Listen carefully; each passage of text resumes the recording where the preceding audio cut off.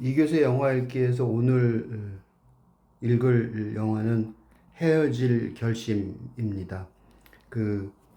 이거는 자발적으로 우리가 영화 읽기를 하는 게 아니라 세계의 주인을 읽은 이교세 영화 읽기의 댓글에 요청이 있었고, 그리고 두 번째는 내가 그 얼굴 염상호 감독의 얼굴에 관한 이교세 영화 읽기에서 어쩔 수 없다를 언급을 했습니다.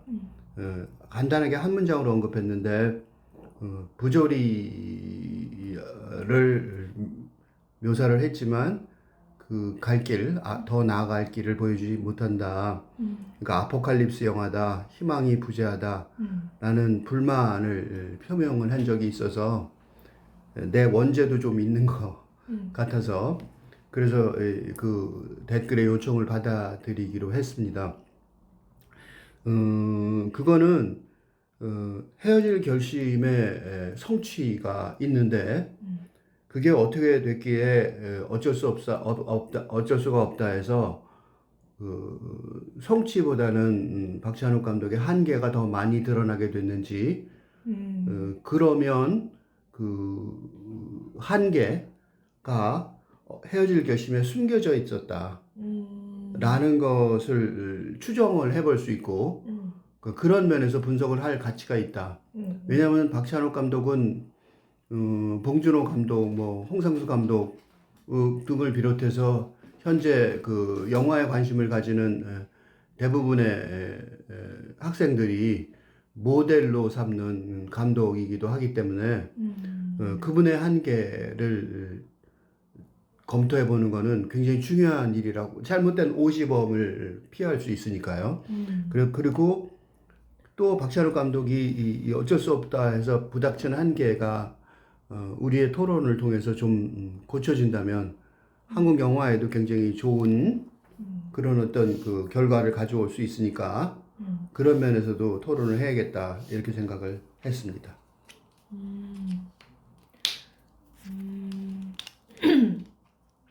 우선은 이제 아무래도 이게 영화가 사랑에 대한 얘기다 보니까 그 사랑에 대한 얘기를 좀 중심적으로 몇 개 할 것 같은데 그 중에서 이제 그러니까 제가 생각했을 때 좀 그러니까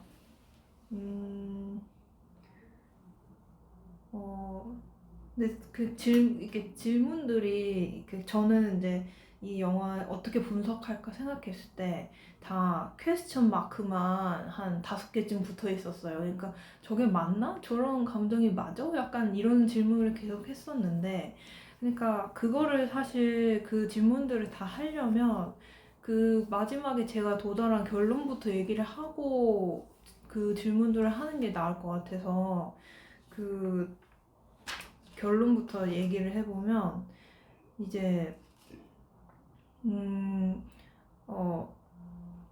이 설애와 혜준이 사랑하는 얘기이지만 근데 그래서 이 영화에서 그 둘의 사랑이 그 사랑을 대표하는 그런 문장이기도 하고 그리고 그게 망가졌다고 하는 그 대표 문장이기도 한 그 대사가 나는 완전히 붕괴되었다 이 대사잖아요. 근데 저는 이 대사 하나만으로도 이 영화가 그 나름 성공의 그 배경이 되기도 하고 그리고 실패의 배경이 되기도 했다는 생각이 들었어요. 그래서 사실 그 문장이 왜 중요한가만 일단 얘기를 해보면 이제 사실 박찬욱 감독님 인터뷰에서도 약간 힌트를 얻었는데 김태원 기자의 일요신문에서 헤어질 결심 박찬욱 감독 두 배우 감정 하나하나 음미하시길 이런 인터뷰 기사가 있었는데 거기서 이제 이 인터뷰 질문이 질문이라기보다는 그 혜준과 설의 사랑 이야기이다. 그러니까 읽어보면 그러니까 헤어질 결심은 어른들의 사랑 이야기를 그린다. 자신의 직업에 자부심을 가지고 살고 있던 형사 혜준이 산에서 발생한 변사 사건을 수사하던 중 사망자의 젊고 아름다운 중국인 아내이자 동시에 사건의 용의자로 지목된 설혜에게 의심과 관심을 갖게 되면서 벌어지는 이야기다. 이런 식으로 줄거리를 잠깐 얘기하면서 뭔가 이게 어떤 얘기인가 좀 구체적으로 답변을 요구하는 그런 질문이었는데 거기에 이제 대답하는 박찬욱 감독의 말이 너무 이기적이거나 세속적이거나 경박하다는 걸 사람들이 더 이상 부끄러워하지 않는 시대예요. 그런 면에서 혜주는 멸종동물처럼 보기 드문 기품을 가진 사람이죠. 그런 사람을 보여주고 싶었어요. 그런데 그런 사람이 그런 기품을 뿜뿜하면서 자랑하다 끝나는 영화는 재미없잖아요. 그런 사람이 어떻게 붕괴되느냐, 그런 품위를 어떻게 잃어버리느냐, 잃어버리는 과정을 고통스러워하느냐, 품위를 잃어버리는 것을 인지하는 사람만이 그 고통을 느낄 수 있으니 얼마나 부끄럽게 여기겠느냐, 뭐 이런 이야기를 하고 싶었어요 라고 하셨는데 여기서 또 제가 얻은 힌트는 그러니까 지금 시대가 너무 이기적이거나 세속적이거나 경박하다는 걸 사람들이 더 이상 부끄러워하지 않는 시대라 그런 시대 인식이 있으셨고 그리고 제가 이 시대 인식을 이제 제가 해석했을 때 이 주인공이 그 사랑으로 인해서 자기가 자부심을 갖던 그 형사의 그거 자부심도 잃어버리게 되는 그 계기가 사랑이 됐는데 근데 이제 그 사랑이 무너지는 게 사랑으로 인해서 자기가 갖고 있던 거를 어떻게 보면 빼앗기게 되는 그런 이제 그 붕괴가 사실 사실 이런 지금 시대에서 너무 이기적이거나 해속적이거나 경박한 걸 더 이상 부끄러워하지 않는 지금 시대에는 사실 뭐랄까 그게 지금 머릿속이 너무 꼬였는데 근데 그러니까 그러니까 그 용어를 좀 어떻게 근대와 탈근되는 용어를 안 써보고 말하려고 그랬는데 잘 안 돼서. 네, 그러니까 혜준은 사실 이런 근대 시대에서 가장 이상적으로 보이는 그 삶을 사는 인물로 그려졌고, 근데 그 인물이 이제 붕괴함으로써 아까 그 말한 박찬욱 감독이 얘기한 그런 시대가 이제 도래해버렸는데 근데 그 시대로 도래하고 나서 이제 인물이 어떻게 되느냐를 이게 전반부 후반부로 나눠서 영화에서 그렸던 것 같아요. 근데 이제 제가 생각했던 문제는 이제 그렇게 근대 시대의 인물이 이제 근대 시대에서 붕괴하고 나서 그런 탈근대에 이제 사람이 되지 않을 수가 없는 그런 시대적 전환이 일어났는데 세계관의 변화가 그렇게 일어났는데 근데 그 변화가 일어나고 나서 이제 어떤 두 갈래로 나뉘어져 버렸던 것 같아요. 여기 영화에서는 거의 디스토피아가 그려진 것처럼 돼버렸고 그리고 거기에 붕괴되고 나서 어떤 삶의 희망적인 그런 우리가 앞으로 나아갈 갈 길을 보여줬다기보단 그냥 박찬욱 감독이 말한 대로 너무 이기적이거나 세속적이거나 경박하다는 걸 사람들이 더 이상 부끄러워하지 않는 그 시대의 어떤 망가져버린 시대를 그려버린 것 같아서 미래의 시대를 그래서 그게 이 영화의 어떤 근본적인 문제이자 그거를 인식하고 나면 이제 그 이 태준과 설의 사랑에서 어떤 게 진짜 사랑이고 왜 그 사람이 그런 선택을 했는지를 좀 분석할 수 있게 되지 않을까. 그래서 그런 시대적 인식 그게 먼저 설명이 되고 나야 더 얘기가 가능할 것 같아요. 네, 지금 이은지 위원님께서 말씀하신 그 얘기를 들으면서 무슨 단어가 떠올라냐면 전복이라는 단어가 떠올랐어요. 그러니까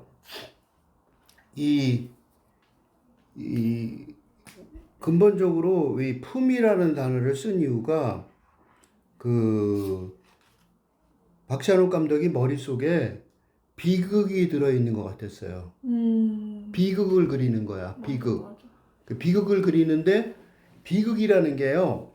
비극의 정의가 뭐냐면 그 그리스부터 시작하죠. 비극이 그 뭐 여러분 아마 다 아는 비극이니까 그거 설명 길게 안 할 텐데 하여튼 그리스 비극의 정의가 뭐냐면 이 왕이나 귀족 같은 그 높은 사람이 전락하는 거예요. 무너지는 거죠. 그러니까 왕이나 귀족 같은 사람들이 높은 자리에 있다가 갑자기 이제 몰락해 버리는 게 그리스 비극이에요.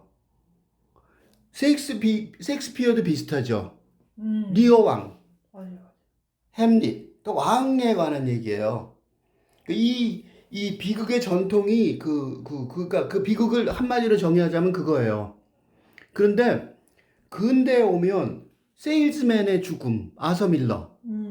그 세일즈맨은 일반 사람. 일반인이죠. 그게 근대극이에요. 그래서 근대극의 정의에 맞는 비극을 영화로 만든 것 같아요.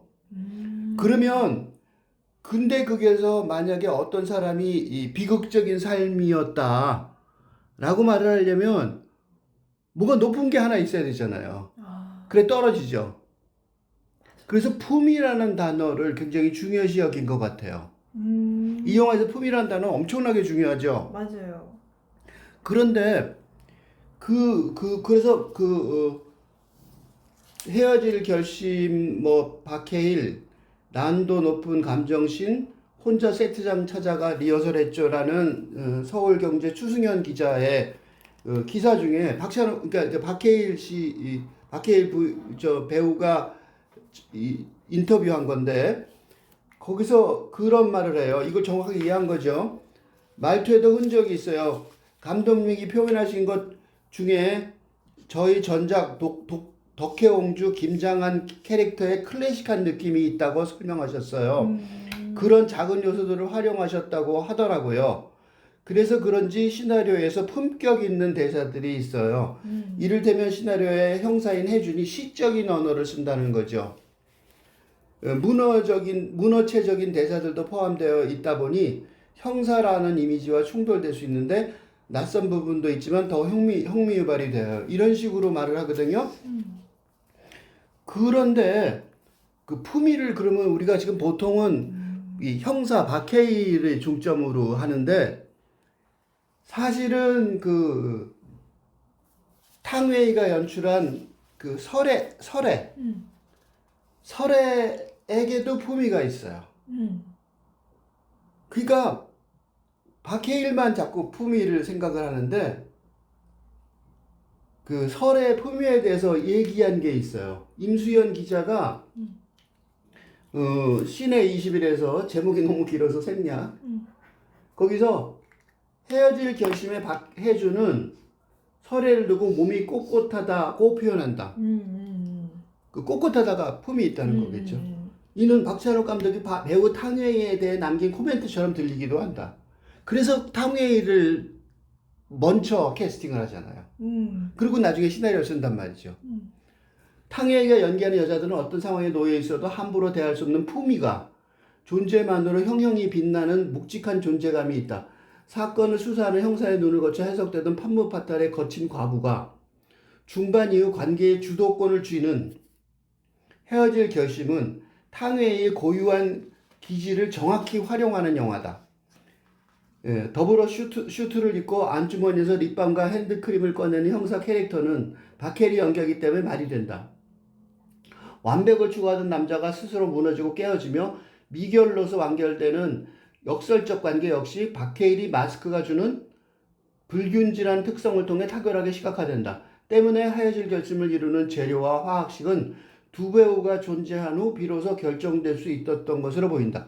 그러니까 이게 굉장히 정확한 시나리오 분석이라고 생각이 들어요. 그러니까 배우를 먼저 캐스팅을 한 다음에 그 다음에 저걸 하거든요. 시나리오 쓰거든요. 근데 그게 이제 지금 이런 그 품위의 비극을 쓰겠다. 그리고 비극에 가장 어울리는 게 어떤 사람이냐? 라고 얘기할 때 탕웨이 같은 그 숨겨진 비극이 있는 사람. 그러니까 맨 처음에는 그 대사가 어떻게 나오냐면요. 좀 길어지는데 그래도 이 품위 얘기 나왔으니까 정리를 딱 해야 될 것 같아서 이 전반부에 앞부분에 후반부하고 전반부가 가려지죠. 전반부에 아주 결정적인 그 바케일의 대사가 있죠. 긴 대사요. 품이 나오는 대사. 그 대사 굉장히 걱정했다고 그러더라고요. 그런 정도로 긴 대사인데 거기에 뭐라고 했었다면 그 쭉 자기 이렇게 얘기해요. 그러니까 자기가 이제 속았다는 사실을 깨닫고 이 사람이 살인자라는 걸 확인을 하죠. 점검을 해서 현장 점검을 해서 자기가 혼자 현장 검증을 하죠. 혼자 다 해보고 그리고 그래요. 당신 숨소리를 듣고 깊이 잠든 일이요. 당신 끌어안고 행복하다고 속삭인 일이요. 내가 품이 있댔죠. 품위가 어디서 나오는지 알아요? 자부심이에요. 난 자부심 있는 경찰이었어요. 그런데 여자에 미쳐서 수사를 망쳤죠. 나는요 완전 붕괴됐어요. 그리고 안 끝나요. 핸드폰 바꿔드렸어요, 할머니. 저 폰은 받아해버려요. 깊은 데 떨어뜨려서 아무도 못 찾게 해요. 그러니까 붕괴된 게 자기 사랑 때문에 붕괴된 거를 말을 해요. 근데요, 이 품위가요, 어디서 확실히 드러나는 줄 아세요? 그 설애가 핸드폰으로 마지막 자동차를 타고 막 박해일이 찾으러 가는데 핸드폰으로 뭐라 그러냐면 거기에 나와요. 거기에 품이란 단어는 안 나왔는데 진짜 품위가 보여요. 절벽 앞에서 끌어안고 이제 미는 줄 알았더니 끌어안았죠. 그러니까 이 사람은 사랑을 확인을 못한 거죠. 근데 그리고 나중에 이 여자가 죽으러 가는데 쫓아가니까 전화를 하니까 뭐라 그러냐면 핸드폰을 갖고 이걸로 재수사해요. 자기 차에 있는 걸 보고 붕괴 이전으로 돌아가요. 난 혜진 씨 미결 사건이 되고 싶어서 이포에 갔나 봐요. 누가 더 품이 있는지 너무 뻔하죠. 놀랍게도 진짜 품이 있는 사람은 설애였어요. 그걸요 정확히 보여주는 묘사가 있어요. 그 최영주 기자가 CBS 노컷 뉴스에서 매혹적이고 애틋한 박찬욱표 청록빛 사랑 헤어질 결심 거기에서요 그 붕괴하는 그 설애의 붕괴의 의도를 정확하게 묘사를 했는데 이처럼 영화 속 사랑들은 전부 붕괴하고 추락한다. 전반부 설애의 범행을 알게 된 혜준이 심리적으로 붕괴된 것처럼 산처럼 쌓인 모래들이 붕괴되어 가는 가운데 사랑하는 혜준을 위해 헤어질 결심을 한 설애도 붕괴된다. 초록과 파랑이 뒤섞인 청록색 밭처럼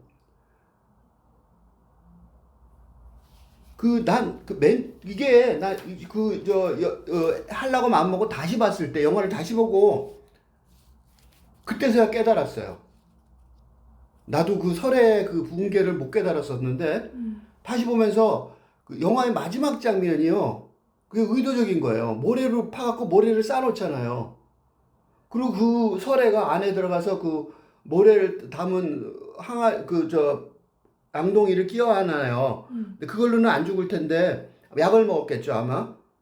그런 다음에 무슨 장면이 나오냐면 파도가 밀려와서 모래가 쓸어가는 장면, 모래가 붕괴되는 장면이 나와요. 모래가 붕괴되면서 자연스럽게 사례를 덮는 거죠. 그래서 마지막 장면에 그 혜준이 왔다 갔다 하면서 설애를 찾는 자리가 바로 그 자리예요. 설애가 묻혀 있는 그 위를 밟고 있는 거죠. 같은 장소예요. 그러니까 혜주는 맨 처음에 자기가 붕괴되었다고 입으로 말했잖아요. 사랑이 얕은 거죠. 설애는 붕괴 이전으로 돌아가게 하려고 자기가 붕괴되는 거예요. 그러니까 품위는 혜준이 있는 줄 알았어요. 그런데 이상해 우리는 그 설애를 잊을 수가 없어요. 설애가 더 품위가 있었던 거죠. 설애가 더 높은 곳에서 떨어진 거예요. 혜준은 돌아갈 수가 있잖아요. 마지막 순간에 설애를 찾아서 막 떠들고 막 자꾸 그러지만 사실은 뭐 그냥 범인을 찾다 그렇게 됐어 라고 변명하면 그 사람은 경찰로 계속 살 수 있을 거예요. 그러니까 설애가 원하는 대로 붕괴 이전으로 돌아갈 수 있단 말이죠.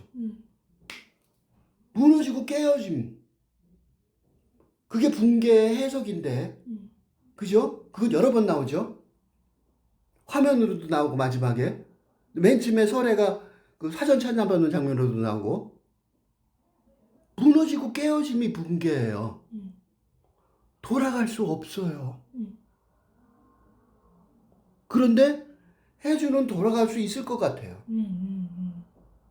설애는 어림도 없죠. 모래에 갇혔는데요. 붕괴가 뭐고 아예 묻혀버렸는데요. 그러니까 누구 사랑이 진짜였냐면 설애의 사랑이 진짜였던 거예요. 그런 그 비극이 이제 완성이 되죠. 그래서 이게 박찬욱 감독의 의도 같아요. 정말로 그게 관객들한테 전달됐느냐고 다른 문제고 내가 열심히 이 박찬욱 감독의 의도를 분석한 거예요. 그게 이제 나도 처음엔 못 읽어냈으니까 이번에 이제 다시 해야겠다고 마음을 먹고 다시 영화를 보면서 그 모래 그 더미가 그 파도에 쓸려가는 거를 붕괴라는 단어로 찾아낸 거죠. 그러니까 처음에는 못 찾았어요, 나도. 그렇구나.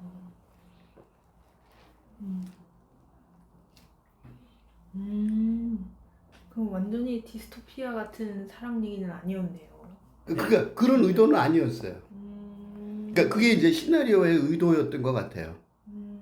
그러니까 박찬욱 감독이 영화 감독이면서 시나리오 각본가였잖아요.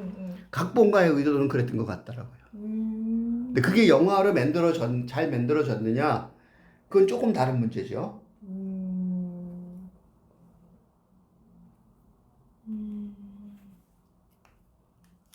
근데 이제 궁금한 게 그렇다고 해서 이제 뭔가 설애가 물론 그 되게 안 좋은 상황에 처한 상태에서 한국에 왔잖아요. 중국에서 어선을 타고 개고생이라는 걸 하면서 왔고 그래서 만난 전 남편은 그 사람을 폭행하고 소유욕에 넘쳐나는 그런 광인이었고 그런 사람들을 만난 건 참 안타까운 일인데 근데 이제 그렇다고 해서 사람을 이제 자기가 죽여서 자기 인생을 구하려고 하는 그런 일이 이제 그거를 이제 납득할 수 있는가 약간 그런 문제가 항상 걸리는 것 같아요. 그래서 왜냐면 이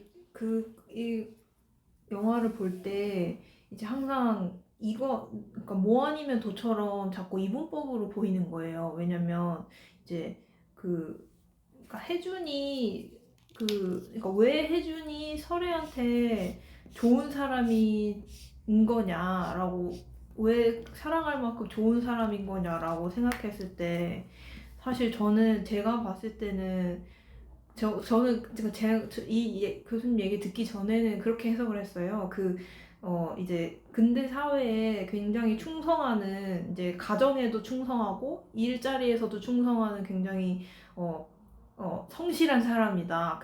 그래서 근데 이제 성실함에 더해서 좀 다정함까지 보여주니까 이제 완벽한 이상형 남편감 이렇게 보이니까 그래서 더 잡고 싶지 않았을까 이런 생각이 들었고, 근데 이제 그런 충성하는 사람과 이미지가 드는 인물이 혜준이었다면, 이제 반대로 이 제도권 사회에 저항하고 거부하는 사람이 그 설애처럼 보이는 거예요. 그래서 그 자꾸 등장하는 그 전남편들이나 그 다음 전남편이나 아니면 깡패들 등장하는 것도 다 이제 제도권을 벗어나서 행동하는 사람들이 자꾸 등장하고, 이런 대비가 자꾸 혜준을 좋은 사람으로 몰아가는 것 같은데, 근데 이제 그래서 이 둘의 사랑이 괜찮은 건가 이런 생각을 했었는데, 왜 그렇게,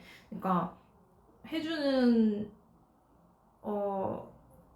혜준을 좋은 사람이라고 생각하기에는 나중에 어쨌든 설애를 지키질 못하고, 그리고 설애는 혜준을 사랑한다고 하지만 자기 목숨을 던진다는 게, 그러니까 뭔가 이 제도권 사회에 지는 기분이었어요. 그냥 두 사람 다. 그래서 그거가 어, 어, 그러니까 사랑이 우리가 팍팍한 현실을 이겨내게 해주는 어떤 희망적인 그런 상징인 건 변하지 않는데, 근데 영화에서 만약에 그 희망을 꺾어버리면 안 되는 거잖아요. 그래서 근데 제가 그 영화를 봤을 때 그런 어떤 걸 찾지를 못하니까 자꾸 보는데 저게 맞나? 이런 생각을 계속 하는 거죠. 그랬어요. 이 내가 아까 품위에 대해서 음. 그 전복이라는 단어를 썼잖아요. 그러니까 이제 그 혜준이 품위 있다고 음. 자기 입으로, 음. 그러니까 설애가 품위 있다고 그러니까 음. 자기가 자기 입으로 말하잖아요. 음. 품위가 어디서 나오는 줄 알아요? 돈이 맞아. 한 거죠. 근데 사실을 알고 봤더니 내가 아까 한 분석에 의하면 설애가 훨씬 더 품위가 있단 말이죠. 왜냐하면 설애가 훨씬 더 비극적으로 죽잖아요. 음. 비극은 아까 정의 한 바에 높은 자리에서 떨어져야 되는데 설애가 훨씬 높은 자리에 있어서 떨어졌잖아요. 맞아. 혜주는 못 죽고 바닷물을 적시면서 발탁거리고 돌아다니고 맞아. 애처럼 맞아. 마지막에 우스꽝스럽게. 음. 이 사랑에 있어서는 무슨 단어를 쓰고 싶으냐면 교차라는 단어를 쓰고 싶어요. 교차. 설애가 사랑을 고백하는 장면이 단어가 있어요.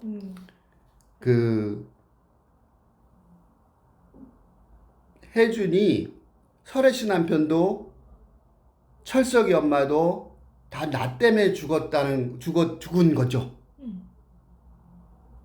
자기 살리려고 살인을 2개를 더 했다는 사실을 깨달은 거예요.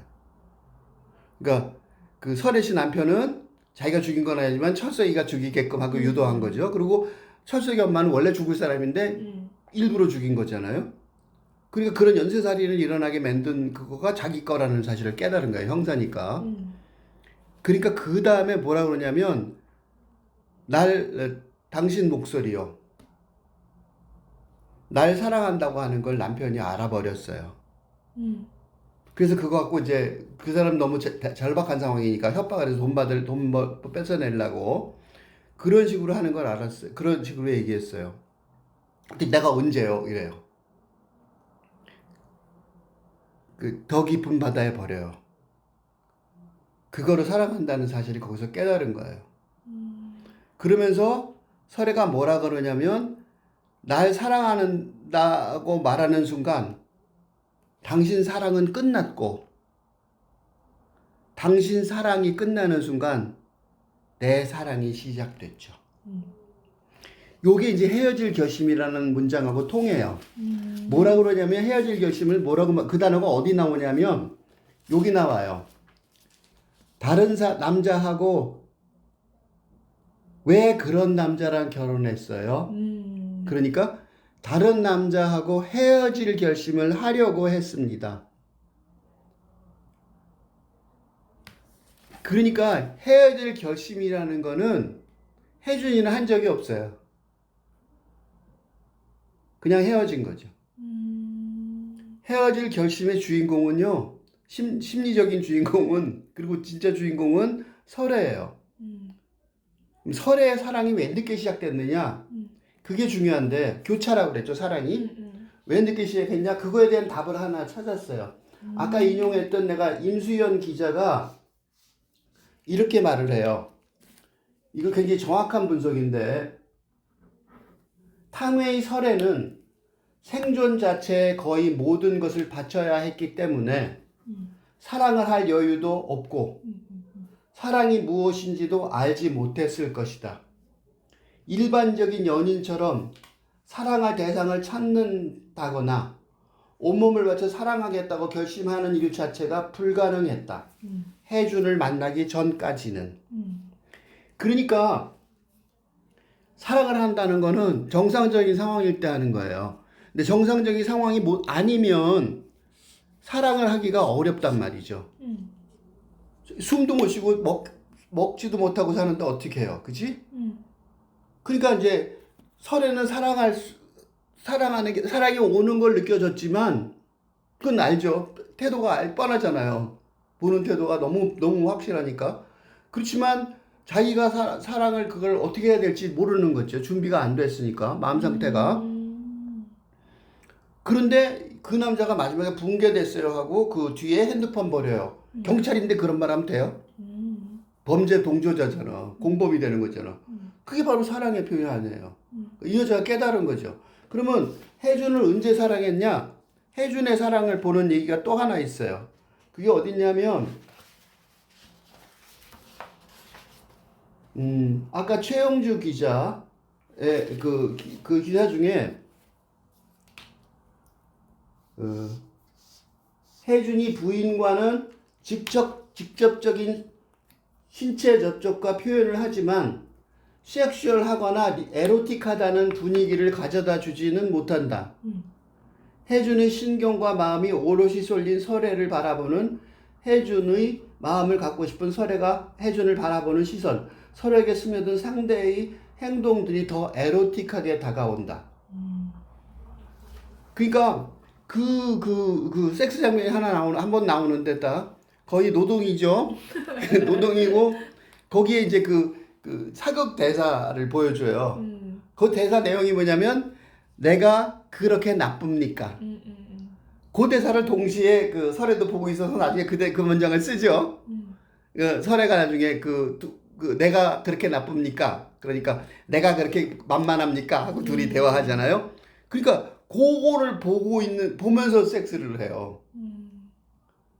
그러니까 혜주는 지친 상태, 그죠? 사랑에 지친 상태에 뭐라 그럴까? 돌파구로 너무 그 부인이 그러니까 겉으로는 남편하고 뭐 섹스를 하는 것처럼 좋아하지만 사실은 나중에 보니까 그 주임하고 더 가까웠던 거죠. 마음적으로나 몸적으로나. 몸은 안 했을지 모르지만 여자는 마음을 먼저 준대잖아요. 마음은 이미 다 주고 있었잖아요. 그 주임 얘기만 하잖아요. 밥 먹으면서도. 그러니까 벌써 다 가 있으니까 이 남자가 섹스를 의무적으로 하는 거잖아요. 의무적으로 할 수밖에 없지. 마음이 안 통하니까. 그러니까 외로우니까 그 여자한테 마음이 빠진 거죠. 그러니까 혜주는 도픽으로 사용한 거고 설애는 진짜 사랑을 시작한 거죠. 사랑의 교차점이 있었던 거예요. 그러면 혜준이 사랑하지 않았냐? 사랑했다는 사실을 나중에 깨달은 거죠. 나중에 언제 깨달았어요?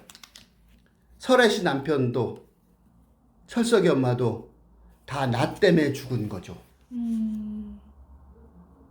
그거야말로 사랑의 표시 아니에요. 핸드폰 바다에 버려요. 그거보다 더 육박하는 더 지독한 사랑의 표현이고 그걸 나중에 깨달은 거죠. 경찰이라는 본분도 다 있고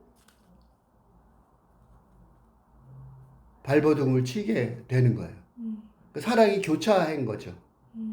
그러니까 행복한 사랑이 못 되긴 했지만 둘이는 행복한 사랑인데 어떤 식으로 사랑했냐? 헤어질 결심을 하는 것 때문에 사랑이 돼버린 그런 사랑이라고 볼 수 있는 거죠. 그거 비극적인 원래 비극적인 사랑이라는 게 다 교차하는 사랑이잖아요, 그지? 맞아, 맞아. 그러니까 그것도 거의 박찬욱 감독의 박찬욱 감독이 그런 클리셰를 참 좋아하는 것 같아요. 너무 당연히 그렇잖아, 뭐 그런 거를 그대로 보여주는 그런 게 너무 많아요. 그래서 그런 거 아닐까 싶어요. 그래서 사실 이 분석 이렇게 듣기 전에는 그렇게 생각했어요. 범죄를 이렇게 숨겨주는 게 사랑일까? 그렇게 생각했거든요. 막 이제 핸드폰 깊은 곳에 버리라고 하는 것도 이제 숨겨주는 건데, 그게 그렇게 해서 이제 살게 된다 한들 이게 정상적으로 뭔가 본인들이 살 때 뭔가 지장이 없을까, 이런 좀 현실적인 생각을 했었는데, 근데 또 듣다 보니까 무조건적인 사랑이라고 하잖아요. 그래서 그 사랑이라는 게 그러니까 어머니의 그 자식 사랑처럼 그냥 내 아들이 잘못했어도 어쨌든 엄마는 아들 편인 거예요. 그 아들이 무슨 짓을 저질러도. 그래서 그 무조건적인 사랑의 차원에서 그렇게 사랑을 한다면 범죄를 숨겨주는 것, 그런 게 그렇게 중요하지 않겠다, 이런 생각이 또 들게 되니까 뭔가 제 마음이 복잡하네요. 어, 그래서 사실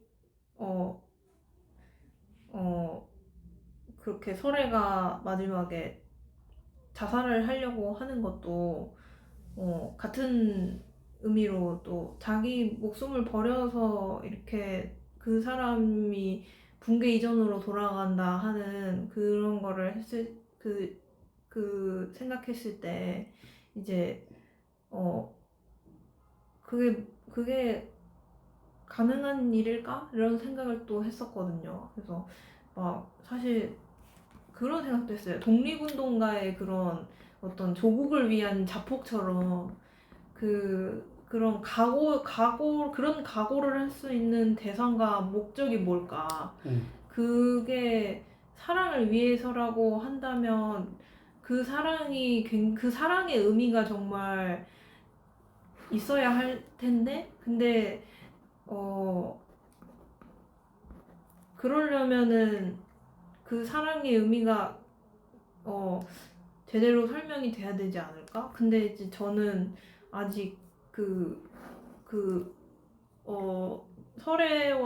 설애가 그렇게 자기 몸을 던져서까지 혜준을 사랑하는 근거를 잘 모르겠는 거예요. 그러니까 뭐 때문에 저렇게 사랑한다는 거지? 그거를 사실 잘 파악을 못해서, 그러니까 서로가 품위가 있어서 서로를 사랑한다는데, 근데 제가 봤을 때는 그 품위가 그거를 그냥 머리로 계산했을 때 논리적으로 말이 되려면 그 품위가 가리키는 게 굉장히 이 현실적이고 육체적인 차원을 넘어서는 그런 초현실적인 차원까지 넘어가는 그런 사랑에 도달했기 때문에 그런 게 가능하다, 이런 생각을 해야 되는데, 근데 사랑이 가능하다고 생각해야 되는데, 근데 사실 그 두 사람이 그러니까 혜준이 다정해서 설애가 예쁘고 또 꼿꼿해서 라고 하는 그 근거가, 그게 정확히 무슨 의미인지 사실 잘 파악이 안 됐어요. 그거 지금 굉장히 중요한 지적을 했습니다. 지금 오늘 쓰는 이현주 의원이 가장 많이 쓰는 구문이 뭐냐면 가능한 일일까? 맞아요. 그 말을 참 많이 써요. 근데 그게 굉장히 중요한 얘기예요. 왜냐하면 그리고 아까 또 뭐라고 하냐면 독립운동가의 자폭처럼. 그러니까 이념으로 죽었다는 거죠. 그러니까 머릿속으로 죽었다는 거예요. 그리고 또 뭐라고 그랬냐면 머리로 논리적으로 계산한다는 얘기 또 했어요. 맞아요. 근데 그거하고 정반대되는 개념이 뭐냐면 의연지은 얘기한 것 중에 현실적이고 육체적인 걸 넘어선 초현실적이까지 한 사람. 그거냐 이거지. 그러니까 그 앞에 거는 이해가 어느 정도 그런 것 같은데 과연 그러면 그런 사랑이냐? 그게 안 된 것 같다. 라는 지적이에요. 이분이 별명이 봉태일이에요. 디테일의 또 장인이라고. 근데 이 영화도 디테일 기가 막혀요. 1부와 2부로 나눠져 있고 그 1부와 2부가 아주 철저하게 대비돼 있어요. 그러니까 부하 직원이요. 맞아 부하 직원. 1부에서는 그 이제 그거 저 오마이뉴스의 장일영 기자의 그 기사에 보면 그 이걸 아주 재밌게 요약을 했는데 하지만 엄격하게 전반부와 후반부로 나뉘는 특성도 있다. 충성심 강한 해준의 부하 직원 둘은 거울처럼 설계했다. 거울처럼. 전반부 키 큰 남자였던 부하 직원 고경포는 후반부 키 작은 여자 김신영으로 대체되어 비슷하면서도 같은 다른 느낌을 준다. 김신영은 박찬욱 감독이 오래전부터 같이 작업하고 싶었던 팬이었고 적지 않은 분량으로 존재감을 발산하고 있는 신 스틸러이기도 하다. 그러고요. 요게 하나 더 있는데 이거 되게 뚜렷하게 드러나는 차이점이니까 김준모 기자가 오마이뉴스에서 플롯을 얘기해요. 플롯 측면에서 효과적인 복선하려는 기법은 모든 일이 두 번 일어난다는 점이다. 영화 아사코처럼 1부에서 벌어진 사건과 담겨진 코드들이 2부에서 반복되며 호기심을 자극한다. 해준과 설애는 두 건의 살인사건을 통해 두 번 만나게 된다. 설애는 두 번의 결혼 모두 기구한 운명에 처한다. 미해결 사건이란 코드 역시 두 번 반복되며 극에서 중요한 부분으로 작용한다. 시간은 선형적이나 플롯은 비선형적으로 흐르는 질감으로 흥미를 자극한다. 해준의 파트너와 공간, 설애의 남편까지 두 주인공을 제외하고 모든 걸 바꾸는 선택을 했음에도 이 반복이라는 코드를 통해 일정한 리듬감을 구성한다. 그러니까 꼭 데리다의 차연처럼 반복했는데 차이가 나는 반복이죠. 그러니까 그거를 아주 디테일하게 잘 만들어놨어요. 그런데 그리고 또 그 사건도 두 개죠. 질곡동 사건, 송산호라는 눈먼 사랑 때문에 살인하는 그 똑같잖아요. 주제도 눈먼 사랑 때문에 살인하는 자기 말하자면 모가인 미용사에 일하는 여자의 남편 다니고 애인이었죠. 근데 그 애인이 바람폈다고 사람을 죽이잖아요. 그리고 또 하나는 더 중요한 메인 사건은 송설의 구조산 사건이죠. 근데 구조산 사건인데 그건 송설애가 살인 사건이죠. 그리고 그 송설애 살인 사건은 남편 두 명이 죽죠. 이모신 기도수가 죽는단 말이죠. 그리고요, 이거를 또 강조하기 위해서요, 일부의 전반부죠. 전반부를 끝나는 게 이 송산호가 자살하는 장면 나오는데 거기서 이 송산호가 자살하게 되는 그 원인이 뭐냐면 그냥 경찰한테 잡혔으면 잡혔을 텐데 이 혜준이가 도발을 하죠. 응? 나 너 죽을 만큼 좋아하는 여자. 그거 설애가 한 말이에요. 그걸 그대로 이해가 된 거죠 이제. 그러니까 송산호가 뭐라고 그러냐면 여자들은 왜 그런 쓰레기 같은 새끼들과 하고 자요. 나도 쓰레기지만. 그러면서 마지막에 뭐라고 하냐면 가인이한테 사실 너 아니었으면 내 인생 공허였다. 이렇게 좀 전해주세요. 그러다 가인이가 밑에 있는 거 보고 안 전해줘도 되겠네요. 그리고 자살해버린단 말이죠. 그거랑 설애가 나중에 자살하는 거랑 남녀가 바뀌었죠. 그리고 공허한 인생을 구제해 준 거는 또 남녀가 바뀌었죠. 그러니까 바뀐 상태로 똑같은 극중극이 아니라 이건 완전히 두 개의 연극을 그지? 대비해서 주제를 강화시킨 거예요. 그러니까 디테일하게 강화시켰죠. 그런데 문제가 뭐냐면 이렇게 논리적으로 설명이 된단 말이죠. 그래서 그랬어요. 아니 이렇게 논리적으로 설명이 됐는데 왜 전달이 안 됐지? 그죠? 분석해보면 설명이 돼요. 그죠? 근데 왜 전달이 안 됐지? 이게 문제 같아요. 그지? 이게 문제 같아요. 이걸 분석하는 게 이 영화를 분석하는 가장 중요한 관건일 것 같아요. 엄청나게 많은 그 장치들이 뚜렷하게 주제를 보여주고 있어요. 그죠? 공들여서 만든 장치들이고 잘 만들어진 영화 같은 느낌이 있어요. 그래서 상을 받았겠죠? 크게 호응을 받았고, 그죠? 대표작이 됐고. 그럼에도 불구하고 그런 어떤 허상을 불구하고 정신 바짝 차리고 진심으로 들여다보면 뭔가 결정적인 한계가 있는 느낌이 있어요. 맞아. 그게 이현주 의원이 계속 얘기하는 거고 나도 거기에 대해서 동의하는데 그럼에도 불구하고 그렇게 간단히 처리할 건 아니다. 라는 면에서 내가 누구야 그 봉준호 감독을 변명하듯이 계속해서 박찬 미안해요. 박찬호 감독을 변명하듯이 내가 세 분이 머릿속에 계속 맴돌고 있으니까 그 세 분이 우리나라한테 엄청 중요한 사람들이죠. 그래서 그분들이 어떻게 잘 돼야 된다 이런 일념하에 지금 이것 하고 있는 거니까 이것 하고 있는 거니까. 그래서 왜 그게 한계였나? 그 한계를 아는 거는 한국 영화의 탈출구를 열어주는. 그러니까 한국 영화 교육의 문제가 아닐까. 라는 것도 의심이 된단 말이죠. 그 이분이 그 한국 영화의 그지? 그 어떤 그 스타 같은데 이 박찬욱 감독이 그러면 이분의 한계는 한국 영화의 한계라고 볼 수 있는 거고 이분은 한국 영화의 대표를 제대로 충실하게 한 사람 같고 그죠? 그래서 문제가 있어요.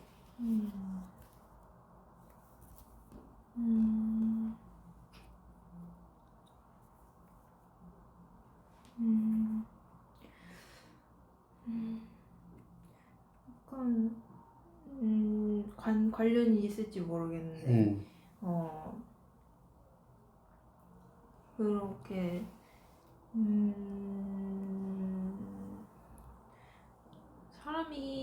사람을 그러니까 또 어떤 최원균 기자가 주간경향에서 철이든 헤어짐과 이상한 결심이라는 기사에서 이제 좀 반감서린 기사를 써요. 그래서 어떻게 얘기하냐면 후반부에 이르러 두 남녀와 주변 인물들의 갈등이 절정에 치닫는다. 관객들은 여전히 몰입하기 쉽지 않다. 영화를 보기 시작할 때와 마찬가지로 철저한 관찰자 또는 방관자의 시선에서 도식적으로 나열되는 그들 사이의 격한 감정을 추정할 뿐이다. 극중 남녀의 감정이 나름 절절함에도 관객에게까지 온전하게 가닿지 않는 이유는 모든 것이 비현실적으로 보이기 때문이다. 진심으로 느껴지지 않는다 라고 해요. 조금 더 읽을 수 네, 있어요. 그러면서 그 밑에 이제 더 한 발짝 더 거기에 붙여서 사랑이란 게 머리보다 심장이 앞서는 것처럼 사랑 이야기라면 치밀한 계산이나 알량한 포석보다 일단 감정적으로 충만해야 하지 않겠는가. 애초부터 손에 쥔 건 놓을 생각이 없어 보이는 서로에 대한 호기심이 절실할 수 있을까? 또 쉽게 헤어질 결심부터 전제해 기행으로 일관하는 옹색한 관계를 응원하고 싶은 이들이 얼마나 될까? 기교적으로 잘 만든 작품은 맞지만 텀벙 빠져들기엔 너무나 영화 같은 영화다라고 해요. 그래서 이제 그러니까 어떤 이 세계관이 기행으로 일관하는 그 느낌이 든다는 게 그리고 이 그들의 감정이 진심으로 느껴지지 않는다는 이 기자분의 말에 공감이 되는 거죠. 그래서 그러니까 그 이제 왜냐면 사실 이 극에서 저는 이제 좀 생각했던 게 설애가 중국 사람이잖아요. 그리고 언어도 사실 이렇게 통하는 것처럼 보이지만 분명히 계속 나는 언어가 부족하다, 이렇게 중국인이라서 잘 못해요라고 얘기하는 것처럼 분명히 그 문화적 차이도 있고 언어적 한계도 있고 그 굉장히 그런 벽들이 좀 느껴질 수 있는 그런 인물인데, 근데 이제 그런 인물이 이 영화에 꼭 등장했던 것과도 관련이 있다고 생각했어요. 그래서 그러니까 쫓겨날 뻔했는데 한국에서, 근데 운 좋게 할아버지 그 덕분에 유공자 이신 할아버지 덕분에 어쨌든 한국에 머물게 된 복잡한 사연이 있는 인물인데, 근데 이렇게 그런 어떤 사회적인 배경 이런 거가 다 뭔가 그냥 없어진 상태로 그냥 두 사람의 사랑 이야기인 것처럼 그린다고 하면 그거를 좀 더 공감해서 내가 그걸 볼 수가 없는 느낌이 들었어요. 그러니까 설애의 그 품이 있는 그 생각에 공감을 하고 싶어도 설애가 어떤 인물인지 잘 모르겠는 거예요. 그래서 그런 이유도 또 이 두 사람의 감정에 공감하기에는 내가 저 인물이 돼서 살아보지를 못하니까 그 영화를 보면서, 그러니까 진심을 느껴지지 않는 게 아니었을까 하는 생각도 들고, 그리고 이제 사실 그 혜준처럼 이렇게 똑바로 살려고 하고 제대로 된 직업 갖고 가정에 충실하고 뭐 이렇게 사는데, 근데 그 무기력해 보이는 그 혜준의 캐릭터에 또 몰입하기에 그 불면증을 계속 갖고 있잖아요. 근데 그 불면증인 이유가 정확히 뭐냐, 그것마저도 사실 공감이 잘 안 되는 거예요. 그래서 뭔가 혜준에게 또 몰입하기에도 이 인물이 가지고 있는 그런 그 세계관이 뭔지를 잘 모르겠다. 그러니까 그것 때문에 사실 그 사랑 이야기가 되려면 그 인물에 대한 그 관심과 사랑이 먼저 생겨야 되는데, 근데 자꾸 두 사람의 어떤 밀당 같은 거? 그런 거만 좀 더 이렇게 그게 중심적으로 다뤄진 것 같고, 두 사람이 어떤 사람인지는 사실 잘 좀 설명이 없지 않았을까? 이런 생각을 했었어요. 네, 굉장히 좋은 그 지적입니다. 그거를 설명하는 가장 좋은 단어가 있어요. 마침내. 그 마침내라는 단어가요. 그러니까 조금 전에 이은지 의원이 하신 말씀을 정리를 해보면, 이 마음의 공감이 아니라 언어 표현이 더 승하다라는 거예요. 승하다? 언어 표현이 더 세다, 강하다, 압도한다, 이런 거예요. 그러니까 사랑한다는 말이 중요한 게 아니죠. 진짜 사랑한다는 걸 느끼게 하는 게 중요한 거잖아요. 사랑한다는 말이 승하면, 말이 더 앞서면, 그거는 이게 공감이 되기가 어렵죠. 근데요, 이 마침내라는 단어가 어디 나오냐면요, 설애가 중국어를 하는 사람이니까 한국말 할 때 어렵잖아요. 그래서 심각한 장면인데 웃어갖고 수사관들의 의심을 사잖아요. 그게 이제 나중에 그러죠. 자기는 그 한국말이 이야기를 한국어에 자신이 없을 때 웃는다고 그랬죠. 미안하니까. 맞아. 그래서 웃었는데 의심을 받는 이유가, 그럼에도 불구하고 의심을 하는 거를 충분히 납득할 수 있는 게 설득력이 없어요, 말에.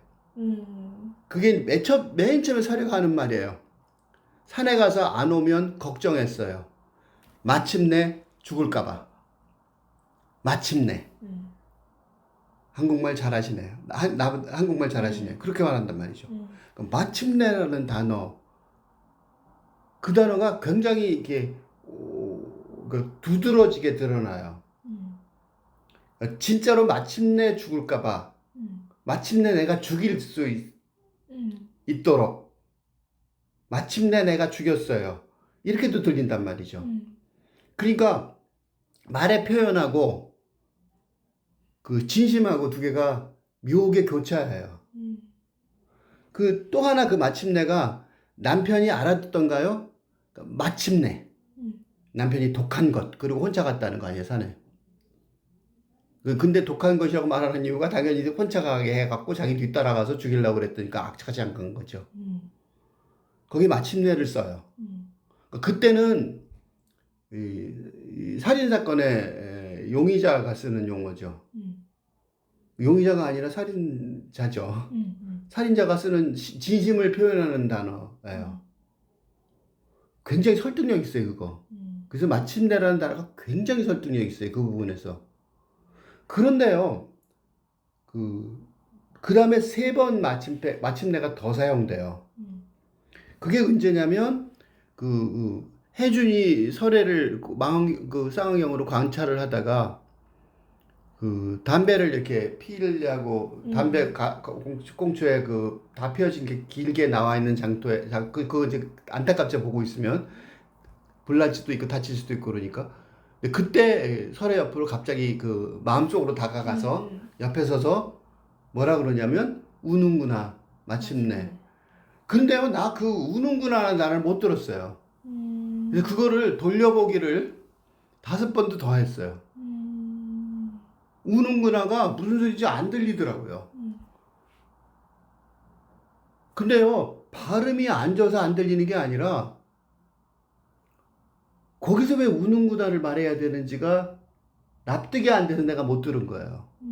맞아. 나중에 깨달았어요, 내가. 그걸 내가 리스닝이 잘 안 되네, 이렇게 생각했어요, 맨 처음에.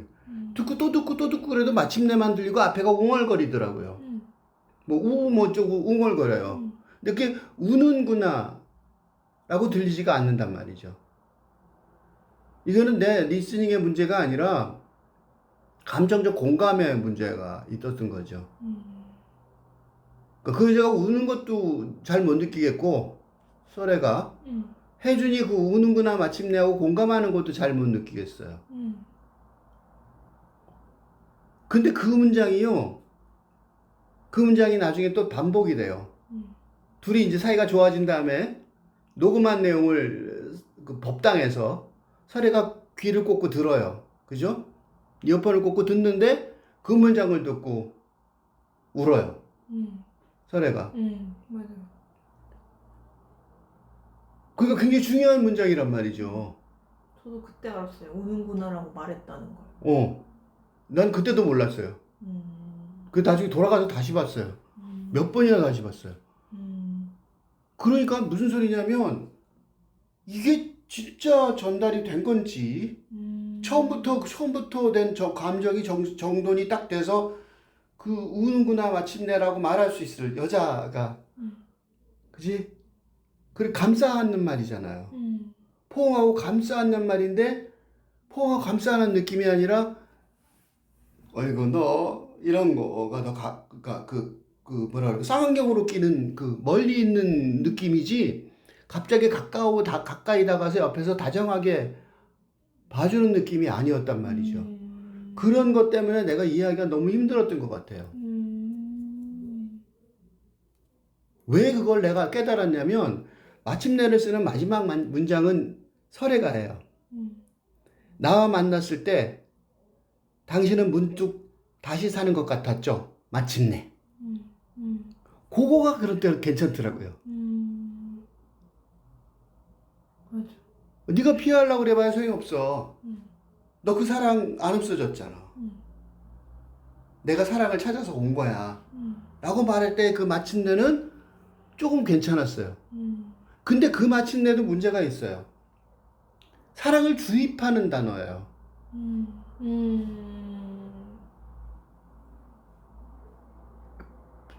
꺼진 불에서 바람을 불어넣어서 그지?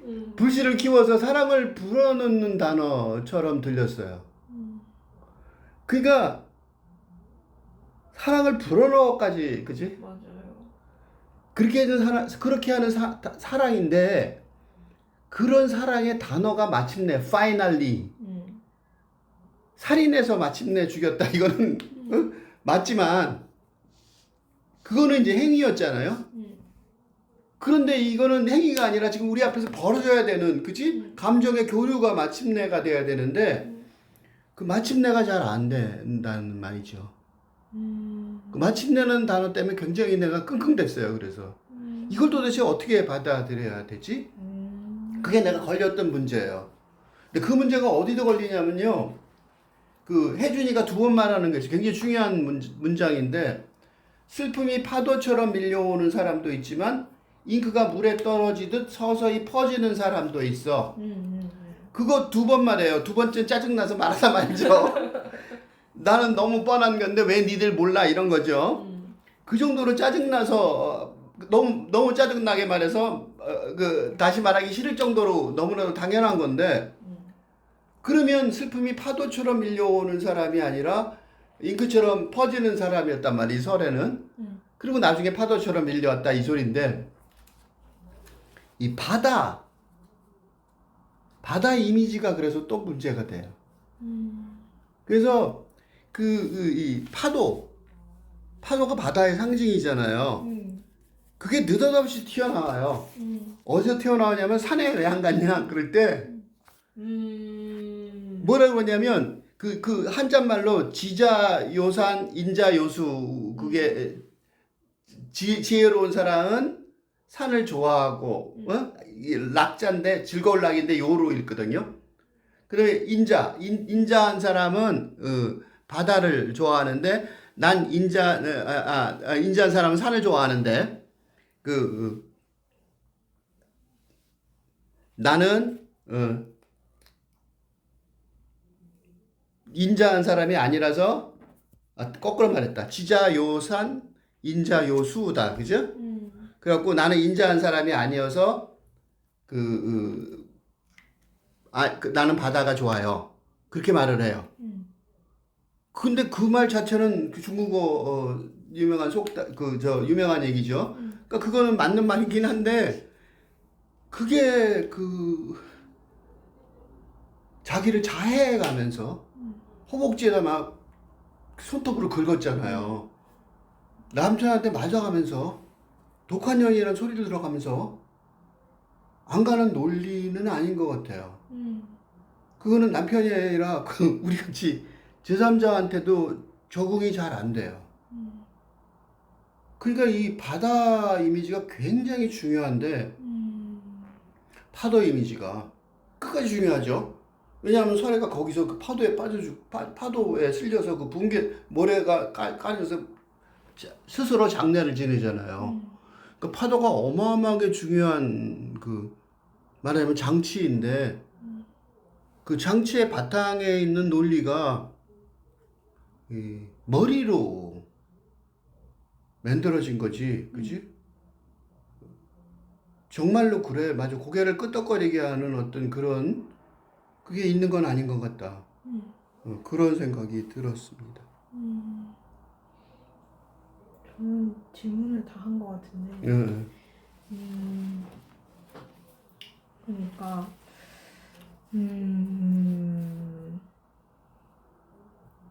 약간 반복된 질문일 수도 있는데, 그냥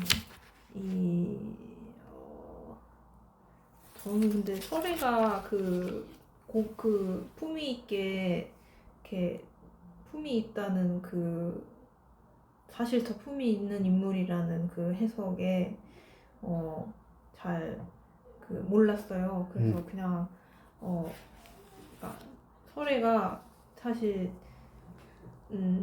사랑을 진짜 고귀한 그런 사랑을 했다기보다 뭔가 어떻게 보면, 그러니까 자꾸 그게 헷갈리는 거예요. 분명히 머리로 계산했을 때는 이 영화가 잘 되고 사람들이 좋아하려면 그런 고귀한 사랑을 한 인물이어야 되는데, 근데 자꾸 제가 느끼기에는 저 여자가 그러니까 그렇게 몸까지 던질 정도면 분명히 그래야 되는데 자꾸만 그 뭔가 그 어떤 그 이상적인 그런 가정의 그 남자와 살아보겠다고 어떤 욕심 때문에 그렇게 이 남자를 붙잡으려고 했던 건가 하는 생각이 자꾸 드는 거예요. 그래서 마음이 자꾸 두 갈래로 갈라지니까 그래서 헤어질 그 헤어질 결심을 하는 그 이유와 목적도 너무 이기적인 게 아닌가 막 그런 생각까지 들고 그래서 사실 그 제목이 헤어질 결심인데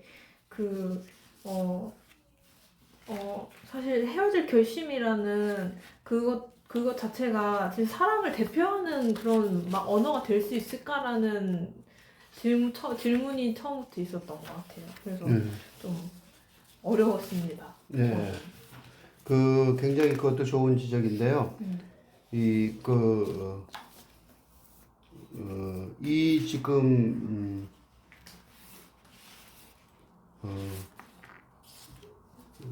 이 모든 그 혼란의 원인을 이제 마지막으로 내가 마지막으로 얘기하면 되죠. 네.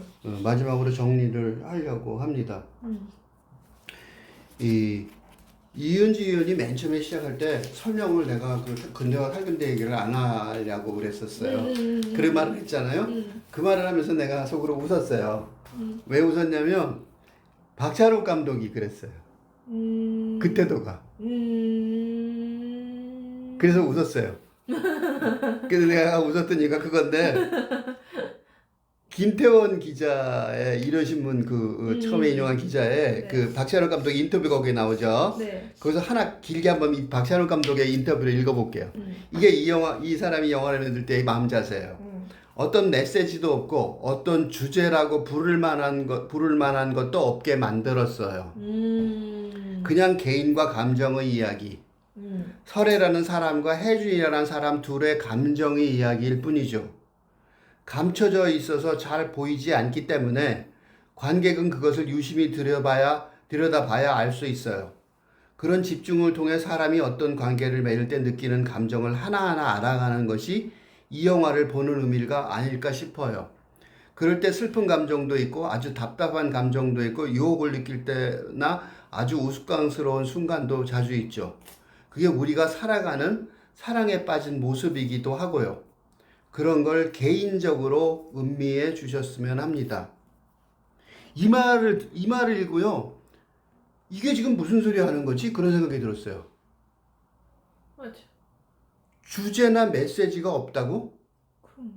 근데 그러면 관객하고 공유하겠다는 의미의 틀, 또 내용이 없다는 주장인가?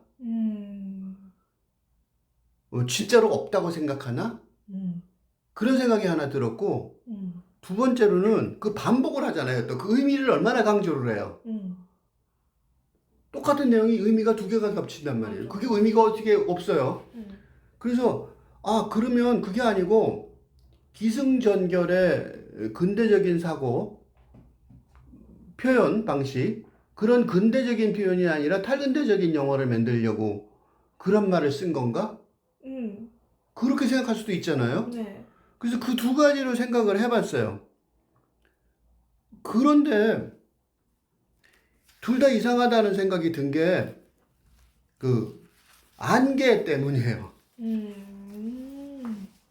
아까 불면증 얘기했잖아요. 그 첫 번째 장면에 되게 느닷없는 장면이 있는데 그게 이제 그 최영주 기자의 CBS 노컷 뉴스에 그 첫 장면을 묘사를 했어요.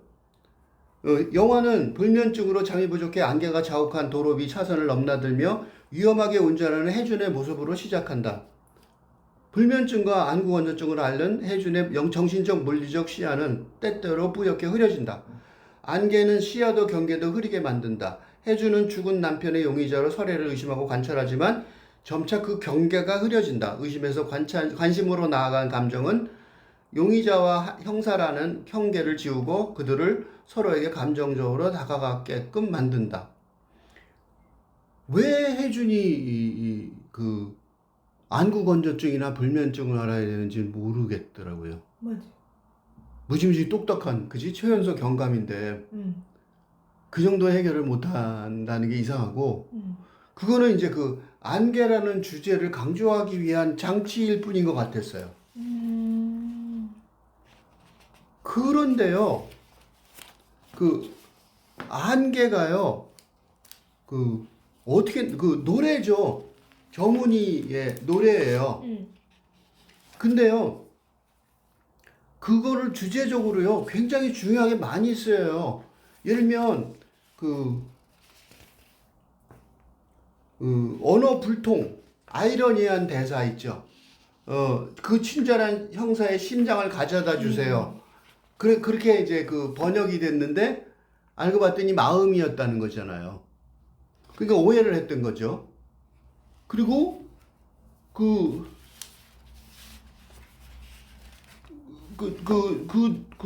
수산시장에 만났을 때 그 부인이 그러죠. 그 누구지? 정한이 이포에 안개가 있는데 여기 가서 그 안개가 얼마나 괴로운 건데 자기는 이때 일 때문에 있지만 원자력 발전소 거기 왜 왔냐? 그러면서 그러고 그 대화에 대한 답이 그 설애가 혜준한테 자기 집 혜준의 집 설애 집을 찾아갔더니 없으니까 전화하니까 쫄지 말아요. 조금만 더 참아요. 여긴 안개 없어요. 그리고 오미산으로 오라 그러잖아요. 안개가 없는 게 좋은 거죠. 응? 안개가 되게 중요해요. 그리고 이거는요, 무슨 생각이 드냐면, 김승욱의 무진기행. 김승욱의 무진기행이 안개 때문에, 그, 무진에 가서, 안개 때문에 원치 않던 관계도 맺고, 근데 그게 뭐 진짜 관계도 아니고, 혼란스러워하는 지식인을 묘사한 그 대표적인 작품이거든요, 김승욱의. 뭐 해야 될지 모르겠는 당황하는 그런 장면이 그 박해일이 그대로 묘사를 해서 그 무진기행이 생각나게 하거든요. 그런데요, 정작 안개라는 노래를 가사를 보면요, 앞부분만 나와요. 그 할머니가 이해동 할머니가 시리에 넣어줬다고 들려주고, 그다음에 그 혜진이가 귀에 꽂고 있다가 아내가 듣게 하는데 안개 노래를 듣죠. 트윈폴리오도 했다 그러면서 그 시작 장면이 뭐냐면 나 홀로 걸어가는 안개만이 자욱한 이 거리 그 언젠가 다정했던 그래의 그림자 하나. 요것 때문에 이 영화를 만든 것 같아요. 그런데 그 가사를 좀 더 읽어볼게요. 1절, 2절이 짧아요. 그래서 1절은 조금 전에 한 거 후렴구예요.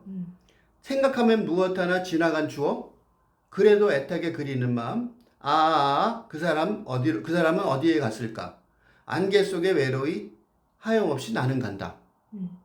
이게 1절이에요. 2절이요. 돌아서면 가로막는 낮은 목소리.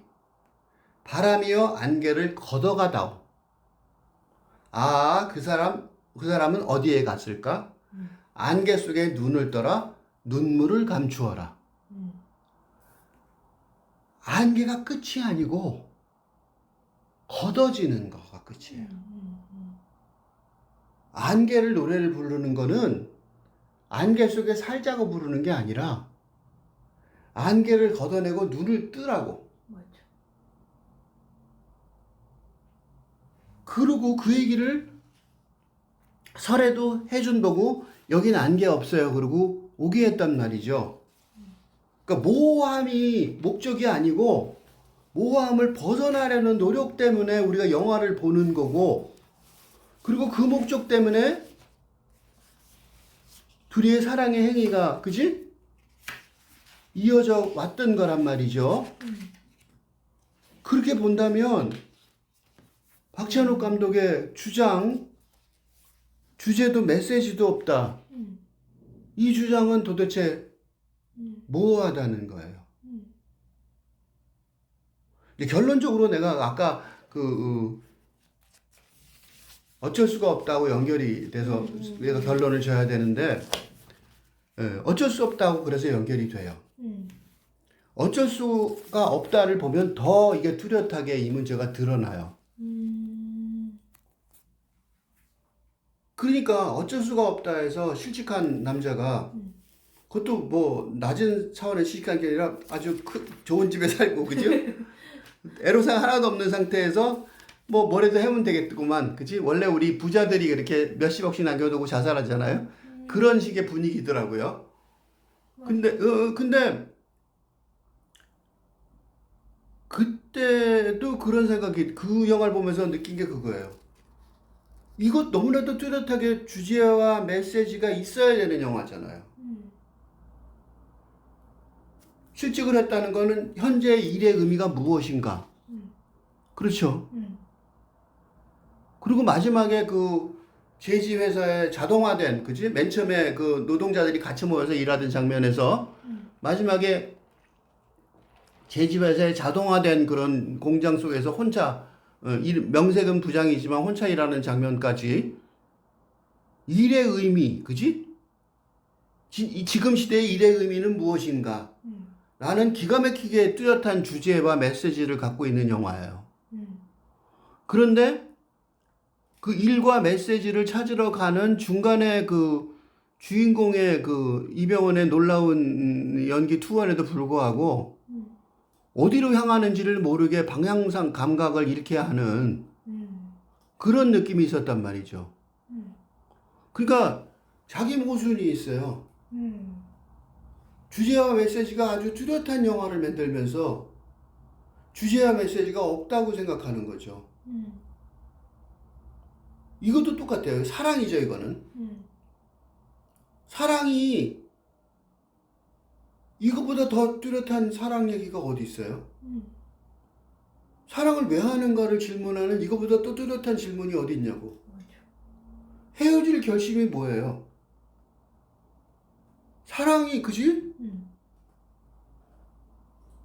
사랑이 무엇인가를 정확하게 질문한 다음에 헤어질 결심이 드는 거잖아요.